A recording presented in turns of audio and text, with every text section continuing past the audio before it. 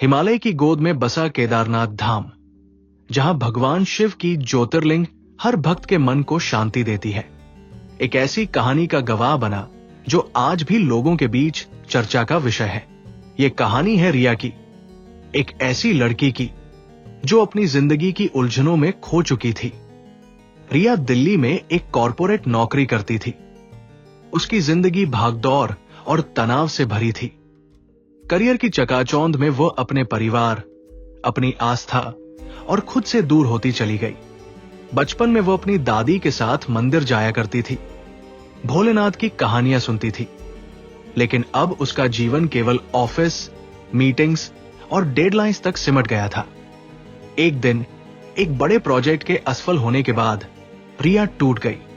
उसे लगने लगा कि उसकी जिंदगी का कोई मकसद नहीं बचा। इसी बीच एक रात उसे सपने में एक बूढ़े साधु दिखे, जिन्होंने कहा, बेटी, केदारनाथ आ, बाबा बुला रहे हैं। रिया सुबह पसीने से तरबतर उठी।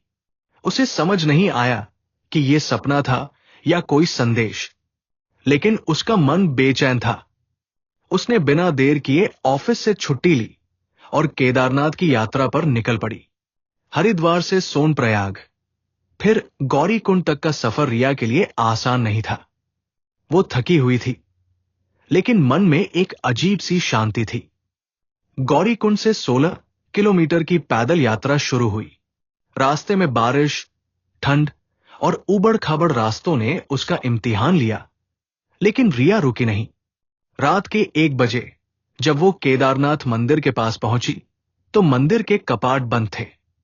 ठंड से ठिठुरती रिया ने मंदिर के बाहर बैठकर भोलेनाथ का ध्यान किया। तभी एक अजीब सी घटना घटी।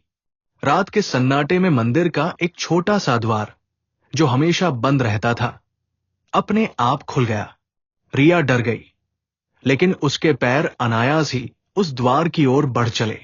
अंदर गर्भगृह में शिवलिंग की दिव्य ज्योति चमक रही थी। रिया ने देखा कि एक हल्की सी रोशनी शिवलिंग के चारों ओर घूम रही थी, मानो कोई अलौकिक शक्ति वहां मौजूद हो।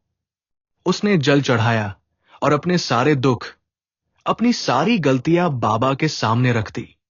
उसने कहा, बाबा, मुझे रास्ता दिखाइए, मैं खो गई हूं। उसी पल उसे अपने चारों ओर एक गर्माहट महसूस हुई, जैसे कोई उसे गले लगा रहा हो।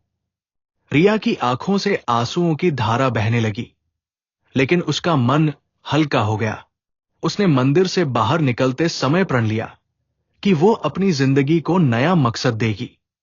लौटने के बाद रिया ने अपनी नौकरी छोड़ दी और एक सामाजिक संस्था से जुड़ गई, जो पहाड़ी क्षेत्रों में बच्चों की शिक्षा के लिए काम करती थी। उसने अपनी आस्था को फिर से अपनाया और हर साल केदारनाथ दर्शन के लिए जाने लगी। आज रिया न केवल अपनी जिंदगी में खुश है, बल्कि सैकड़ों बच्चों के लिए प्रेरणा का स्रोत भी बन गई है। लोग कहते हैं कि उस रात बाबा केदारनाथ ने रिया को न केवल दर्शन दिए, बल्कि उसकी आत्मा को भी नया जीवन दिया। ये कहानी हर उस इंसान के लिए एक सबक है, जो जिंदगी की भागदौड़ में अपनी आस्था और मकसद को भूल जाता है। अगर ये कहानी दिल को छू गई हो, कमेंट करें हर हर महादेव, वीडियो को लाइक करें और इसे शेयर करें किसी ऐसे के साथ जो खुद को अकेला महसूस कर रहा हो। सनातन इनसाइट्स को फॉलो करें और भी आध्यात्मिक कहानियों के लिए